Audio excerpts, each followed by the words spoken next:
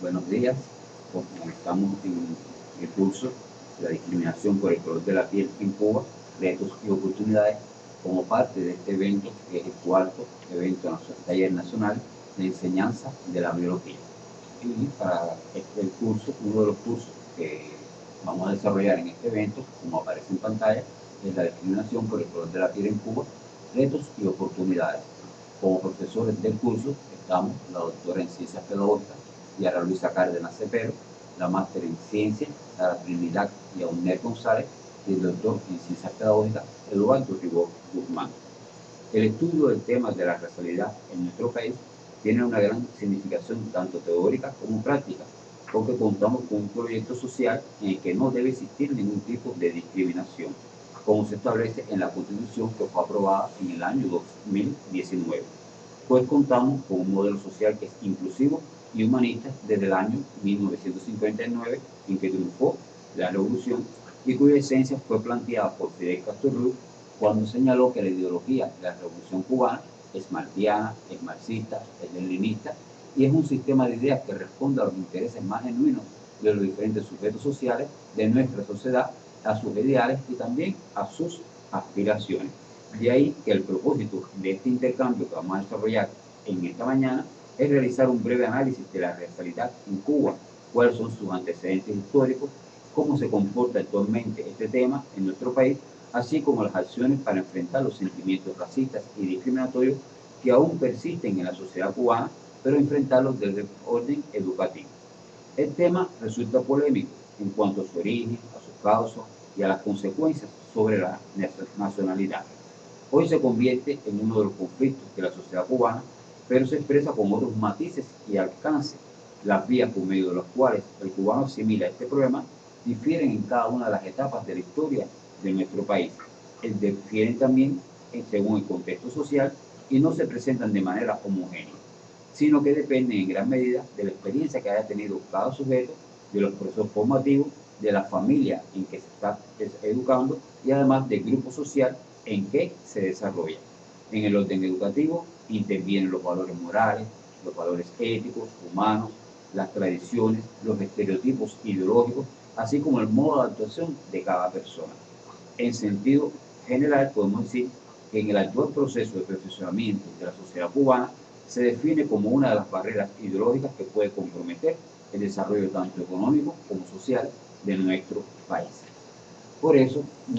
vamos a comenzar haciendo referencia a qué entendemos por discriminación étnico-racial. Cuando hablamos de la discriminación étnico-racial, nos referimos a un trato diferenciado, a un trato que es excluyente, restrictivo y que está basado en el origen étnico-cultural de las personas, incluyendo en este origen étnico-cultural lo referente a sus hábitos, sus costumbres, su indumentaria, los símbolos, las formas de vida, el sentido de pertenencia, entre otros aspectos. Y también incluye las características físicas, como son el color de la piel, las facciones, la estatura, el color del cabello, entre otros elementos, con el objetivo de anular o menoscabar el reconocimiento que debemos hacer al ejercicio de los derechos y libertades fundamentales de los seres humanos en la esfera política, económica, social y cultural. También tenemos que, por otra parte, mientras hablamos hasta un momento de este trato, que entendemos que el racismo lo vemos como una ideología que está basada en que los seres humanos se categorizan según las razas, fundamentada en características físicas o características biológicas. Y este racismo postula que dentro de esta caracterización existen entonces algunas razas que son superiores a otras. Entonces, ¿cómo se relacionan la discriminación étnico-racial y el racismo? Vemos que la discriminación étnico-racial hace referencia al comportamiento, o sea, a ese trato desigual entre las personas, pero se basa en la ideología racista de que algunas razas son superiores a otras. Precisamente con el proyecto Genoma Humano, a partir de él, se ha podido dar respuesta a algunos de estos criterios, a algunas de estas creencias, e incluso desmentir algunos criterios que hasta el momento se tenían. Veamos que este proyecto Genoma Humano, que fue aprobado por la Organización de Naciones Unidas para la Ciencia, para la Educación, la Ciencia y la Cultura en el año 1997, esta organización aprobó la Declaración Universal sobre el Genoma Humano y los Derechos Humanos, que recoge en sus dos primeros artículos que el genoma humano es la base, es la unidad fundamental de todos los miembros de la familia humana, y que esto permite reconocer su dignidad intrínseca y su diversidad. También refiriéndonos al genoma humano, en un sentido simbólico, se considera que el genoma humano es el patrimonio de la humanidad y que cada individuo tiene, por tanto, derecho al respeto de su dignidad y al respeto de sus derechos como ser humano, y cualesquiera que sean sus características, ya sean genéticas, y respetándose el carácter único de cada persona y la diversidad que existe entre los seres humanos. Un dato muy interesante a raíz de los resultados del proyecto Genoma Humano es que se llegó a la conclusión de que el 99,99% de nuestro genoma es idéntico en todos los seres humanos y solo un 0,01% determina rasgos que son físicos particulares que diferencian a unas personas de otras y que además pueden predisponer a las personas a padecer determinadas enfermedades. Precisamente, estos resultados del proyecto Genoma Humano vienen a validar lo expresado por José Julián Martí en el año 1894, cuando decía que no hay razas, sino que no son más que modificaciones diversas del hombre en los detalles de su hábito, de la forma que no les cambian lo idéntico y lo esencial. Y esto lo vincula con las condiciones ambientales, al decir que esto depende de las condiciones del clima y de la historia en que vivan esos seres humanos. ¿Qué significa esto que hemos visto hasta este momento? Que durante toda la historia de la humanidad, hasta llegar a nuestros días, en la sociedad se han considerado diferentes razonamientos en cuanto a la diferencia entre razas,